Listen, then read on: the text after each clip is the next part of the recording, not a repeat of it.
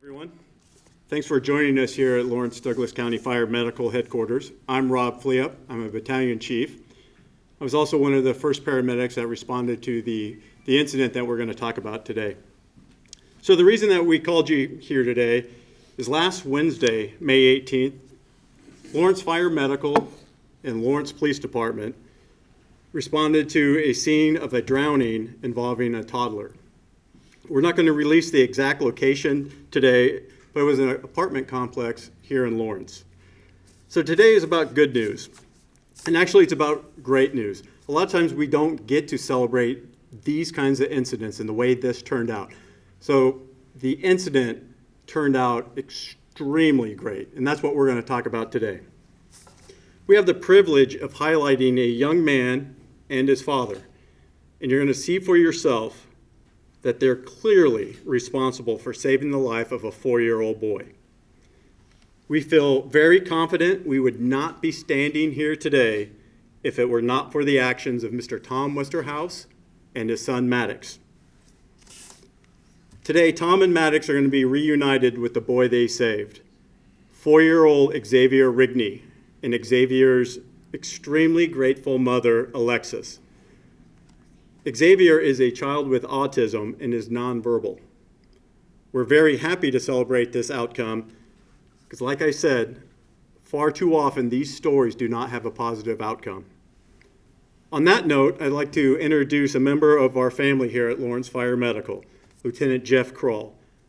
Jeff, unfortunately, has become our in-house advocate. Jeff lost a child of his own to drowning in 2008. Jeff? Thank you, Chief.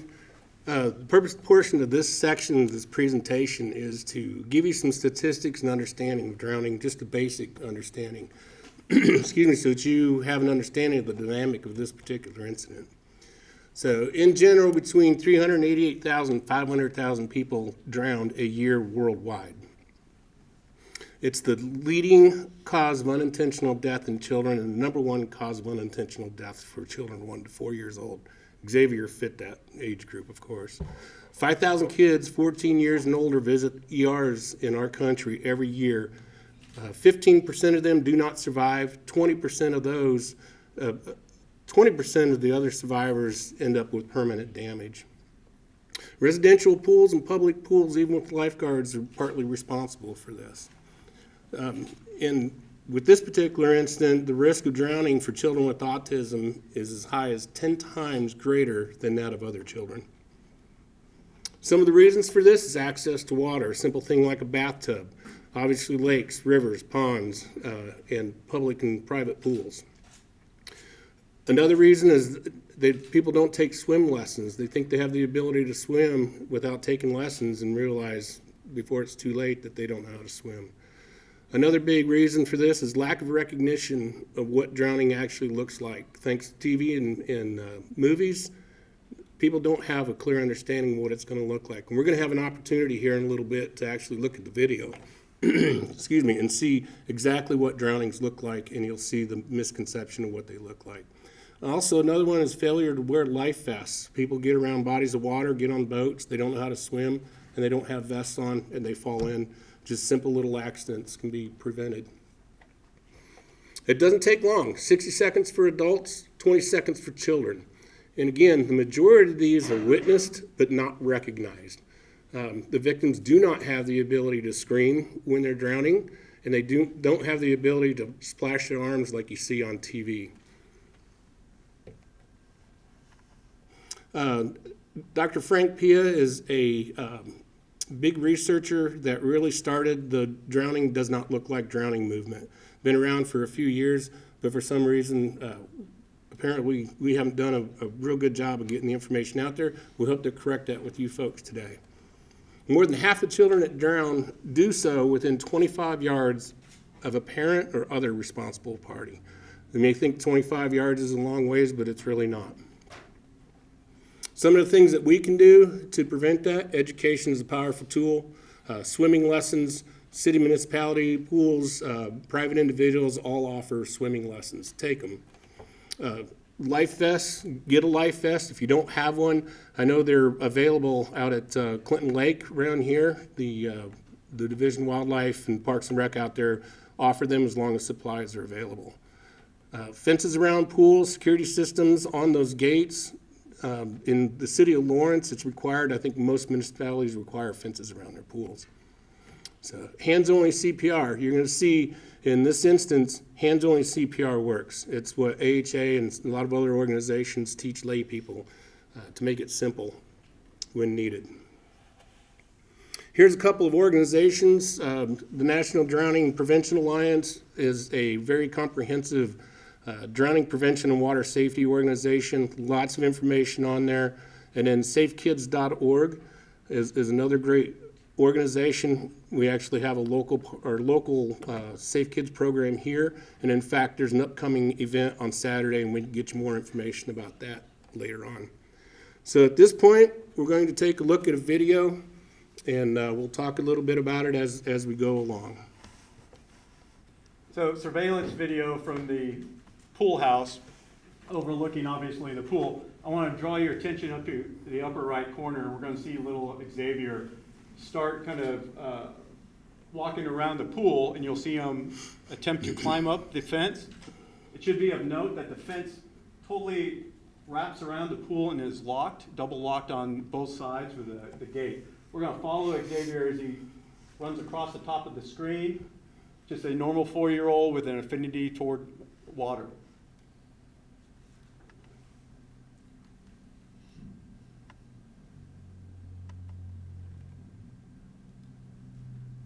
As he disappears from view over here on the left side, somehow he's able to get through the fence. We're going to see him jump in the pool, and at this point, Xavier is drowning. Exactly. When you see Xavier go into the water, his head goes completely under the water, his mouth and nose never come up above the water. And that's why we say they don't have the ability to scream. What you see with his arms, you see just a little bit of movement. We call it climbing. They're trying to climb out of the water. It's body's natural instinct to do that, to try to get out of the water, but it doesn't work. He is drowning right now. So at this point, Maddox understands we have a situation at that point and is on his way to get his dad. So what we're not seeing is Maddox having to go all the way back to the apartment, find Mr. Westerhouse, who then has to come all the way back through, and still this gate is locked. That's a 6-foot fence that he's going to have to navigate to get over in the attempt to try to get Xavier out of the pool. Also at this time, we're not real clear on the exact time, but 911 is being activated and fire medical is being dispatched. As you can see right here, you cannot see Xavier in that corner. So anybody on this side of the pool doesn't even know there's somebody in that pool drowning. So Mr. Westerhouse retrieves and brings Xavier out. The video's been edited just to show the time frame of the resuscitative efforts. And at this point, the resuscitative efforts were successful. Chest compressions, child is awake and crying.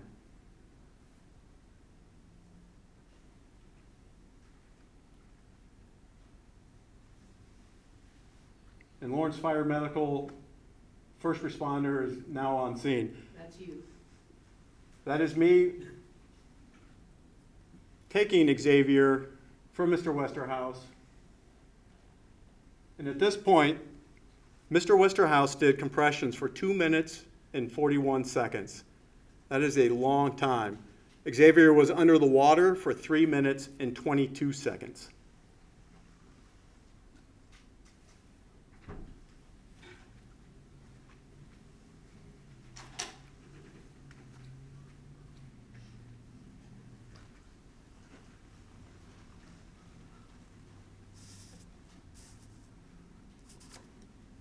With that, let's get to the reunion. Tom and his son Maddox has not seen Xavier or his mom since the incident last week. Tom? Hi, Maddox. Hi. I told Tom on that day that was one of the most heroic things that we have ever witnessed. We usually get to the scene just in the aftermath. We don't get to witness a person that did what you did and had the tremendous outcome that we're going to see today. We're going to bring in Xavier Rigney and his mom, Alexis, and I just want to remind everyone that Xavier has autism. He is nonverbal and can get a little shy and could be overwhelmed.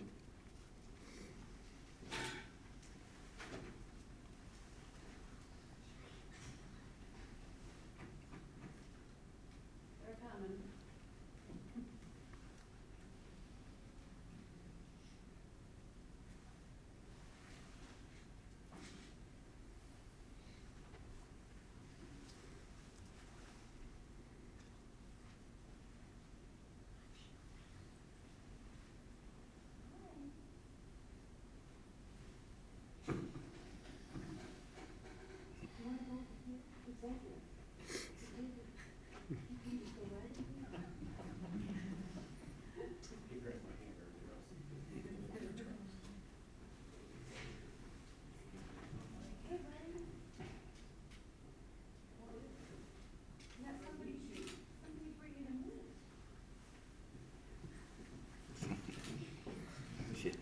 Hi there. Hi, Alexis. This is Xavier, his mother, Alexis.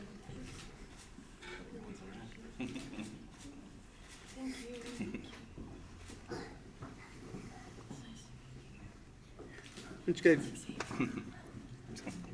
If you'd like, you can scoot up here a little bit. Have them walk up to the podium and open it for questions.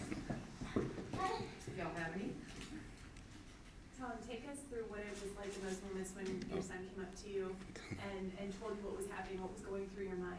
It was, I honestly didn't realize the severity of the situation until I got down there and saw other people panicking and stuff, and honestly the rest was just kind of a blur, jumping over the fence and everything. So What kind of kicked in and made you kind of know what to do, and you were able to have successful life-saving measures in that moment? Yeah. And I'm sure your mind was going a million miles an hour. yeah, it was, I'd had CPR training, but it'd been like over 15 years probably since I'd had it, and I just remembered the chest compressions in the water and everything, so just somehow came out of the back of my mind. Yeah, what kept you going in that moment, and what was the feeling when you realized that it was working and he started breathing again? I think definitely when he started to cough up water and everything, I knew that was a good sign, and I just didn't realize I had to keep going for so long, but Were you once, kind of shocked that you were able to resuscitate him I- after, he had been in for so long? definitely was, yeah. I just heard how long he was in, I didn't realize that, but What does it mean for you as a dad to be able to bring Xavier back to his that was definitely hits home a lot harder having a son myself and everything, and glad everything turned out the way it did. So. What is it like to see now? He's so full of life and Great, healthy. yeah, really great. Did you ever think that, something like this could happen? No, I don't want to think that it can happen, but And so nobody knows how he got into the pool, is that right? I'm not sure. Yeah, I didn't know that part of it, So he was things. off camera at that point. Yeah. It was pretty hard to tell. Maddox, can you tell us what? I some like try to climb up, but I guess he was able to climb under. No one was really watching him, but I don't think he was able to climb over very much. So when you saw him, tell us what you saw and why you knew that you needed to go get help. Well, I just saw him because my friends were yelling at me to go get help, and I just went like, oh no, and ran. Alexis, would you like to step up? Yeah, we love you as well. First, just tell us how you found out what was going on. Well, I'm sorry. It's okay. I have a 4-month-old, and she was crying, so I went to grab her, and then I noticed I didn't see Xavier, so I went to his room and checked, and he wasn't there. And then, so I went to the living room, because he plays the living room, that's where the TV is. And he wasn't there, but the door was open.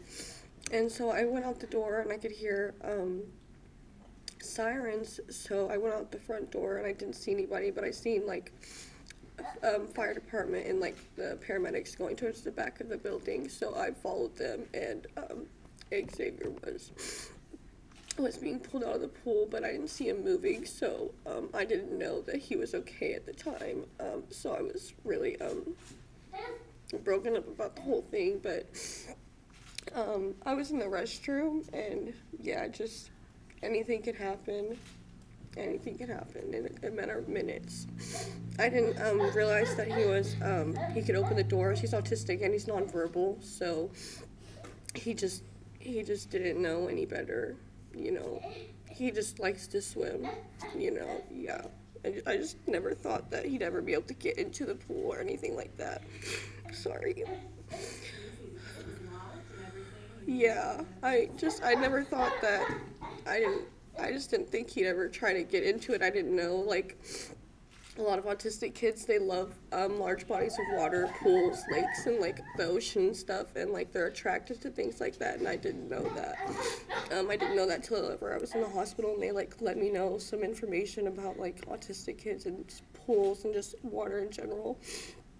And I'm just glad that he's okay now, and he's my best friend, so I don't know what I would do without him. Sorry. What does it mean to you to be able to meet? I was just so excited to meet them because I didn't think I was going to meet them. I didn't know, like, how he was found or anything until just like a couple of days ago. And I don't know what I would have done if his son wouldn't have been out there and, you know, seen him in the pool. I'm sorry. At this time, we're gonna, we appreciate you. We're sorry. gonna do a little presentation here for Thomas, and we'll just have you scoot over here. For Thomas and Maddox, Hometown Hero. If I misspelled your name, I'll get it right. Okay. Hometown Hero Award on behalf of Lawrence Douglas County Fire Medical and your efforts that day. Obviously, a tremendous outcome. I think that we all hope to have as much energy as Xavier, but you know, if it wasn't for you and Maddox, we wouldn't be here today. So, congratulations. Also, challenge coin, just a symbol from the fire department that you're a part of us, and we appreciate your efforts that day. All right, good job. Thank you. At this time, we'll conclude the press conference. We appreciate everybody coming today. Be safe going home. Thank you. Thank you.